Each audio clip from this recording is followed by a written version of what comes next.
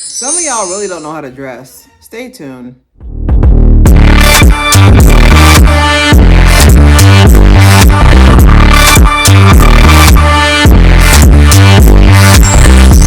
welcome back. I know I've been gone for a little bit, basically 1 week.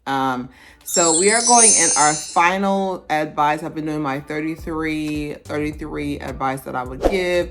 And then we're going to be talking about the top 6 today. So let's go right into it. I have on here, turn the lights low and put your phone down when it's time for bed. Now, mind you, I am a hypocrite to this because I be editing way into the night sometimes, but I really want y'all to take that time to just make your eyes relax. Like when it's like, okay, so it'll be like 9:30, I start closing lights. Not because of bills, which is true, but I start closing lights, and then like my phone, I would say once the sun goes down, I put the brightness of my phone down, because to me, you're kind of like telling yourself, you're kind of telling yourself subconsciously, hey, it's time to slow down, or hey, it's time to relax. Like I really feel like we don't take time to truly give our eyes an adjustment. Like I've seen time and time again where people are just like, oh, I don't know why, I can't go to sleep. I really feel like there is something, I don't have any proof, but I truly feel like there's something that happens when like you don't give your eyes enough time to adjust to nighttime. So if you have this giant phone, like you have this giant phone in front of your face, like it just, I don't know, something about it, I feel like it's messing with our natural circadian rhythm, basically what's responsible for making sure you go into deep sleep so you can repair your body from its day's journey. But I really want y'all to really focus on that. That ties into this one. So style, dress versus pants, size and age. This one was a little bit tough for me to talk about because I don't want to ever sound like I'm being ageist and saying, you can't wear that hairstyle, you can't wear piggy long stockings. Y'all saw my birthday fit. I definitely had a giant bow in the middle of my head. But I do feel like there's certain levels that you should change throughout as you go in your aging process. Like there's certain outfits that I would feel awkward wearing. It's not that I can't pull it off, because y'all seeing the body as elemental T, but it's just, I just feel like I'm at a certain particular age, with me being 33, and I'm saying I'm old now, but I do feel like there's certain outfits, like, and like when I say you can't dress up, I mean like you don't have the ability to accept your size as well. Like we need to stop buying clothes that do not fit us and then get mad and be like, oh my God, like I don't know why my size 4, I don't know why my size 12 doesn't fit. Like there should be no reason why all the smalls are gone. No offense, but there's people who are really tiny up top, like who swim in mediums and large, like y'all are upsetting us because we're just like, okay, that's such your size. But it's just, the first thing to looking good is always about fit. That's why they always say whenever you're trying to start a business as a man, you need to get 3 fitted suits: a navy, a black, and a blue. Gray maybe, I don't know, but I'm just saying, like, you need to be able to have something fitted. It just looks better when everything's fitted on you. And then always give yourself space. Like even this dress is like a little bit loose, and I could have got this in an extra small, but this is a medium because, like I said, like I want to be able to have an outfit where I can truly be relaxed and not have to worry about squeezing into. But definitely dress for your size, dress for your color theory. I have a video about that coming up soon too. My next one, exercise. Now I know this is a foreign concept, but exercising is just not for aesthetic purposes. Being skinny has somehow spin the block, has come back into being style as being skinny. But I really want y'all to exercise just for psychological reasons. Like there's been plenty of times where I've had like a rough day at work, and the moment I start working out, like it just starts slowly. And once I start working out, like it just starts slowly, like it starts bouncing off my back almost. And I just want y'all to really experience exercising for yourself. Like I exercise for Claire. I don't exercise for anybody else. Like I don't. Now, of course, there are a lot of benefits to it because I'll be looking good. But I do mostly exercise for psychological reasons, you know, and y'all need to find something that gets you going. It doesn't have to be running. It could be dancing. It could be roller skating. That was really popular with a lot of y'all who have good knees like Megan. But find something, like a lot of running clubs have picked up. Find something that really like gets you moving, even if it's just for a little bit. Like some people like Pilates, like me, I'm a little Pilates girly as well. Just find some level of exercise. It doesn't take long, because I know people are just like, oh, I don't have time, the kids, the school. I was like, if you can spare 120 minutes a week, you can fit it in. Even if you have to wake up early, I know that sounds bad, but wake up early, or even just, you know, the kid right there, and you're just like, Timmy, get down, stop it, no, you know, like, even if you're like, even if like the kid nearby, like, or, you know, while your kid is riding their bike, you can run alongside them. Just something that will keep you active. You only gotta do minimum 2 times a week. I promise you, psychologically, you'll see the difference. A lot of endorphins, feel good hormone get released when you're working out. So definitely put that on the list. I have on here hygiene, moisturized perfume, and lotion. I've been experimenting with different smells, basically Latafa. I did a couple of shorts on there. It's on my Shorts Clear Hair Clips channel. A lot of different smells. Like, I just feel like nothing's more feminine than smelling good. Like, I do it for myself. Like, sometimes, like, I'll go like this, I'm like, that's me. Like, you know, like, you'll do it for yourself, because like smelling good on my mama, on my hood, right? Like, smelling good is just its own reward. Like, it's just really, and then like hygiene as well. Like, something simple as just making sure like every piece of you is moisturized. Like, I remember I was working in retail, and this one lady grabbed like money from her bra. I was working in retail. Okay. She grabbed money for her bra. I didn't care about her grabbing a 20 from her bra to pay for the thing. I was more impressed by like her skin, her boobs are ashy. And it's not to joke or roast anybody, but if your boobs are ashy, I'm assuming the whole thing is ashy, okay? Because this is the first thing you hit. When you put on lotion, this is the first contact. Just in general, like, just making sure your lips are like nice and moisturized. Like, you should be able to smile, there's no cracks. Like, just basic hygiene. I really wish your nails don't gotta be done all the time. But just basic hygiene. I really feel like a lot of people do not have basic hygiene down. Something about the fact that I've seen a lot, it has nothing to do with ash, you know, ashy feet or ashy whatever. It's just men and women could do from just properly moisturizing and just basic hygiene, like brushing your teeth, making sure you're up to date with your cleanings, like the tartar, like your skin as well, making sure you're moisturizing your skin, like just basic hygiene. Like, I really feel like a lot of us are failing that. Number 2 is, this is my secret weapon. I know people be thinking, you look good, that's why you get whatever you want. I don't get whatever I want, but I am close to that. Being a conversationalist. Like, a lot of y'all do not know how to carry a conversation. What you doing? Where you at?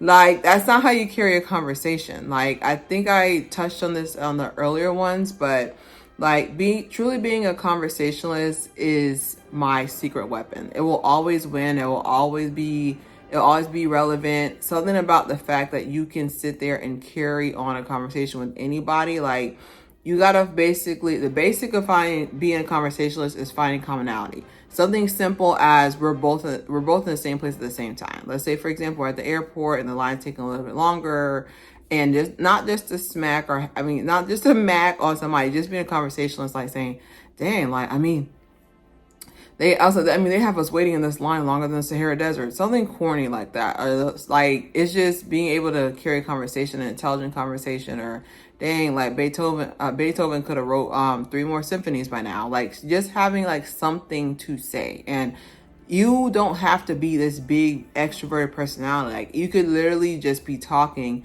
and have a cool demeanor to you and pull people in. Like, I have some really like friends who are like more introverts, but their personality is so engaging. I could talk to them all day, but even for only 3 hours, because then they're just like, introvert battery done. Introvert battery done.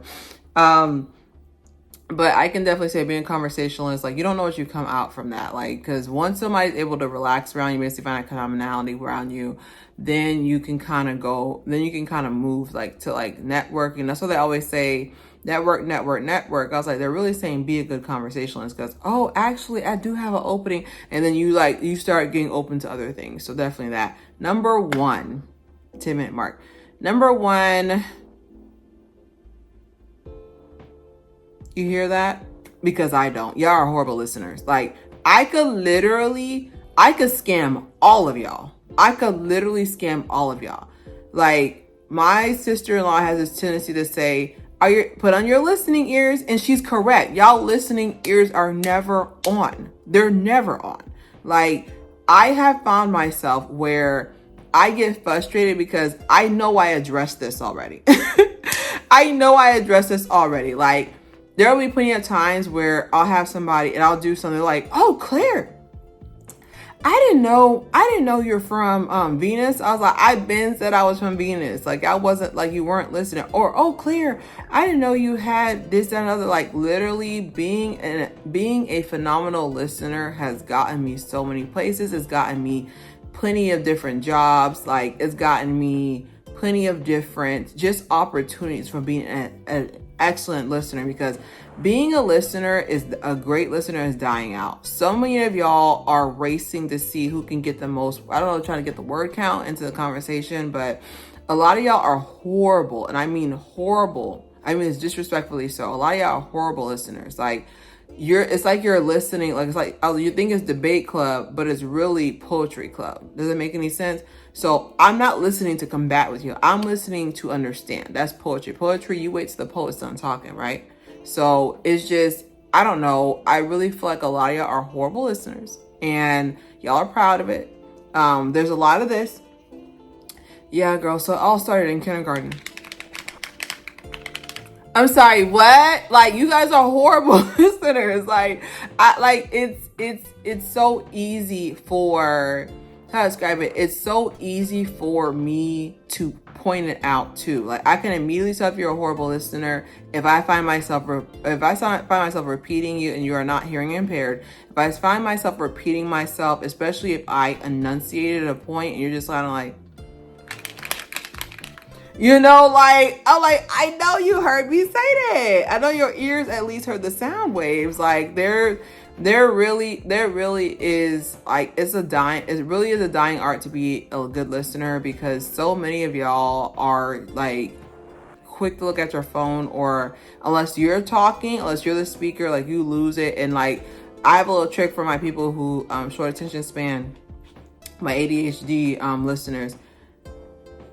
Prepare yourself a question and then remember the middle of the sentence of the response you want to say, and you'll always remember what you were going to say. So let's say someone's talking about different types of burgers, and you'll come in and you'll be like, oh, well, I really don't like Arby's. So you need to tell your brain, Arby's. Don't like Arby's. Like, get like 3 keywords from your response and kind of focus, have that in the back of your head while the person's talking, so you won't forget what you're gonna say. Because people's like, oh, well, I interrupt you because I forgot what I was gonna say. I was just like, I rather the person reiterates a point and then it sparks what you were gonna say compared to you cut this person off. Because one thing I've noticed too is that, like, when you steady cutting somebody off while they're talking, they're not as enticed to, one, talk to you ever again, and two, trust you. Because to them, it's just like, I mean, this is a landmine conversation. Landmine conversation is basically where you're waiting for this person to interrupt you.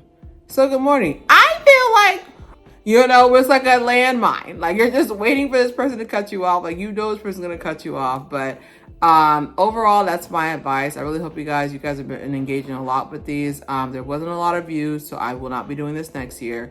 But like I said, we have 4 months left in the year. Last quarter to me for last 20% for the year.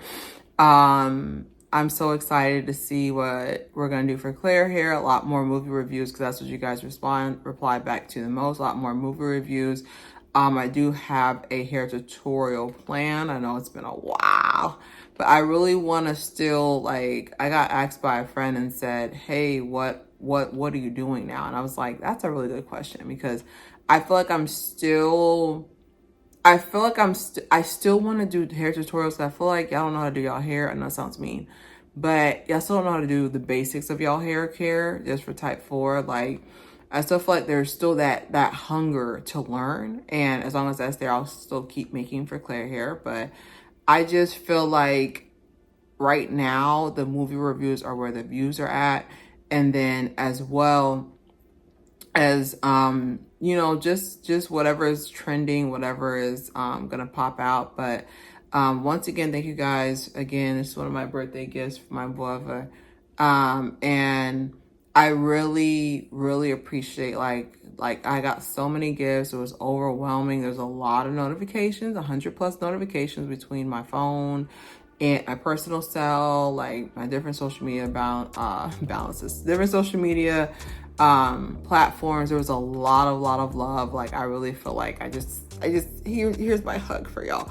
As y'all can see, I've been keeping up with the ponytail. The ponytail still look fresh, and I sleep like a crazy person. I'm surprised, but there was a lot of support, which I'm still humbled by. I can't believe this many people like really truly care about me. And yes, I know I deserve it, but it's still astounding. Like, cause you know my birthday, like you know on your birthday really show you who care about you. Okay, but it's really astounding to know like that many people do not play about me. I was like, dang, like the only person I know who don't play about me is God. Hold on. There's other people, you know, but it was really humbling to have that much support on my birthday. I really appreciate you guys, especially my hair bros who've been rocking with me for 4 years now.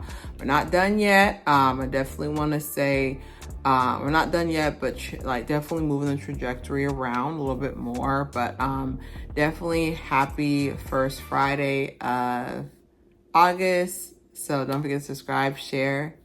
It's Claire's hair.